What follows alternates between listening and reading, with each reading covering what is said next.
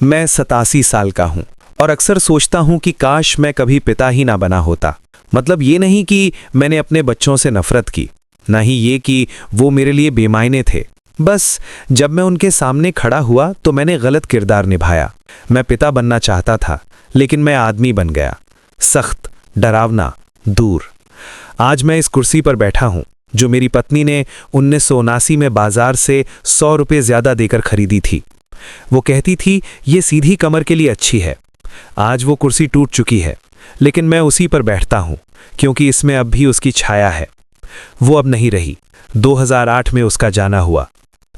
मेरे दोनों बेटे अलग अलग शहरों में रहते हैं। बड़ा बेटा दिल्ली में, छोटा पुणे में। दिल्ली वाले का फ़ोन नंबर मैंने 3 साल से डायल नहीं किया।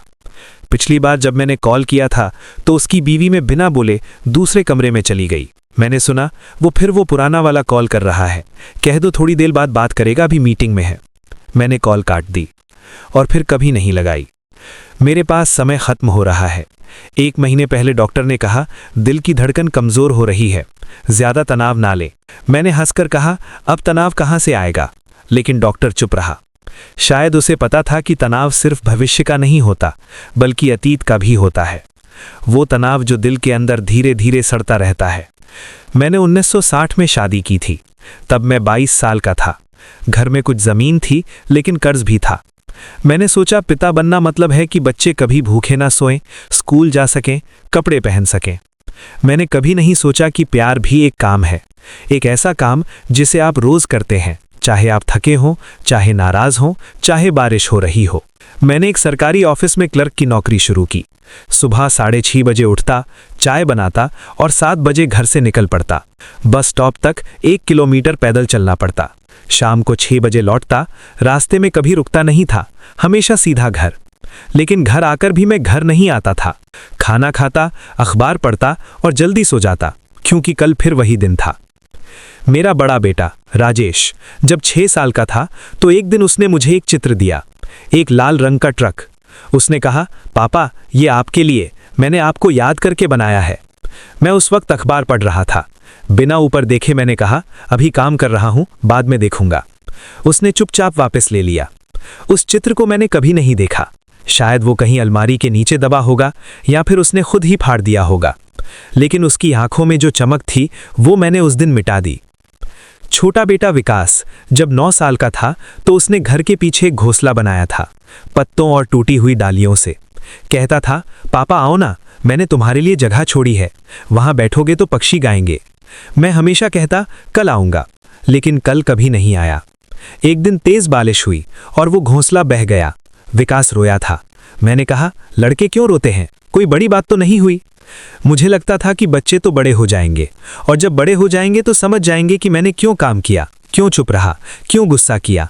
लेकिन वो नहीं समझे, क्योंकि बच्चे सिर्फ वही समझते हैं जो आप उन्हें देते हैं। मैंने उन्हें खाना दिया, लेकिन समय नहीं दिया। मैंने उन्हें कपड़े दिए, लेकिन गले नहीं लगाया। मैंने उन्हें स्कूल भेजा, लेकिन उनके सपनों के बारे में कभी नहीं पूछा। मेरी पत्नी कई बार कहती थी थोड़ा बच्चों के साथ बैठो, वो तुम्हारा इंतजार करते हैं। मैं कहता तू नहीं समझती, ये ज़माना आसान नहीं है। नौकरी में एक गलती भी हो गई तो घर का चूल्हा ठंडा पड़ जाएगा। मैं सोचता था कि मैं जिम्मेदारी निभा रहा हूं, लेकिन जिम्मेदारी सिर्फ पैसे कमाना नहीं होती। जिम्मेदारी ये भी होती है कि आप अपने बच्चों के जीवन का हिस्सा बने, उनके डर, उनकी खुशी, उनके सवालों का। 1982 में मेरा तबादला दूसरे शहर हो गया। राजेश तब 16 साल का था, विकास 13 का। मैंने सोचा अब वो बड़े हो गए हैं, अब उन्हें मेरी ज़रूरत नहीं। लेकिन सच तो ये था कि उसी उम्र में उन्हें मेरी सबसे ज़्यादा ज़रूरत थी। राजेश ने पहली बार किसी लड़की को पसंद किया था। विकास ने पहली बार अपने भविष्य के बारे में सोचा था, लेकिन मैं वहाँ नहीं था। 2008 में मेरी पत्नी का निधन हो गया। कैंसर था। उसके आखिरी दिनों में वो बहुत कमज़ोर हो गई थी। एक शाम उसने मेरा हाथ थामा और धीरे से कहा तुम्हारे बच्चे तुमसे डरते थे, ना कि प्यार करते थे। मैंने कुछ नहीं कहा, सिर्फ उसका हाथ छोड़ दिया और बालकनी में चला गया। रोया भी नहीं, सोचा क्या फ़र्क पड़ता है अब। लेकिन फ़र्क पड़ता था। दफन के बाद जब मैं घर लौटा तो दोनों बेटे 1-1 घंटे के लिए रुके। राजेश ने कहा पापा अब आप हमारे साथ रहोगे। मैंने कहा नहीं, मैं यहीं रहूँगा। विकास ने कुछ नहीं कहा, सिर्फ झुककर प्रणाम किया और चला गया। उस दिन मैंने समझा कि मैं अकेला हूं, ना कि अब बल्कि हमेशा से। आज दोनों बेटे अपने बच्चों के साथ रहते हैं। मैंने अपने पोतों को शायद 10 बार देखा होगा। एक बार राजेश का बेटा आर्यन मुझसे मिलने आया था। उस वक्त वो 12 साल का था। मैंने उससे पूछा, तुम्हारा नाम क्या है? वो मुस्कुराया और बोला, आप मुझे याद नहीं कर पा रहे दादा, मैं आर्यन हूं। आपने मुझे जन्मदिन पर एक घड़ी दी थी। मैंने झूठ बोला, हाँ हाँ याद है, लेकिन मुझे कुछ याद नहीं था। मैंने शायद घड़ी तो भेजी थी, लेकिन उसका चेहरा नहीं देखा था। मैंने सोचा था कि जब मैं बूढ़ा हो जाऊंगा तो मेरे आसपास बच्चे, पोते, बहुएं होंगी। शाम को चाय पर बातें होंगी, कोई कहानी सुनाएगा, कोई हंसाएगा। लेकिन आज शाम को मैं अकेले ही चाय बनाता हूं, और कभी कभी तो चाय बनाने का मन भी नहीं करता, क्योंकि किसके लिए बनाऊं? मैंने अपने बच्चों से कभी माफ़ी नहीं मांगी। शायद वो अब चाहते भी नहीं। शायद उन्हें लगता है कि मैं अभी भी वही पुराना आदमी हूं जो हमेशा सही था। लेकिन मैं गलत था, और ये गलती अब ठीक नहीं हो सकती, क्योंकि जो पल बीत गए वो लौट कर नहीं आते।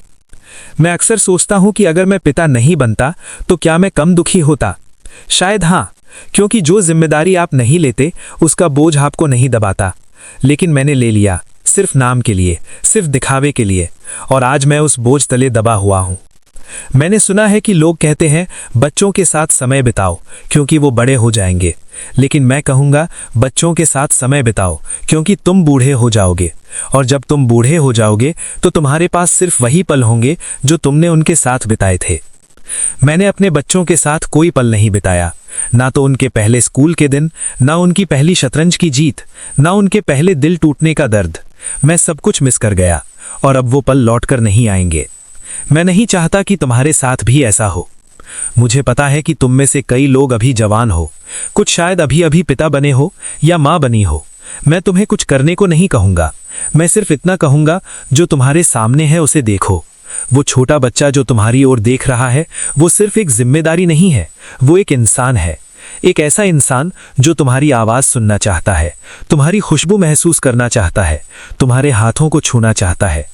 मैंने ये सब नहीं दिया, और अब मेरे पास सिर्फ खालीपन है। एक दिन मैंने राजेश को लिखा, एक असली चिट्ठी कागज पर।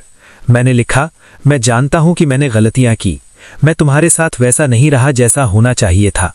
अगर तुम चाहो तो मैं बात करना चाहूंगा। चिट्ठी का कोई जवाब नहीं आया। शायद वो कभी पहुंची ही नहीं, या फिर पहुंची लेकिन उसे फाड़ दिया गया।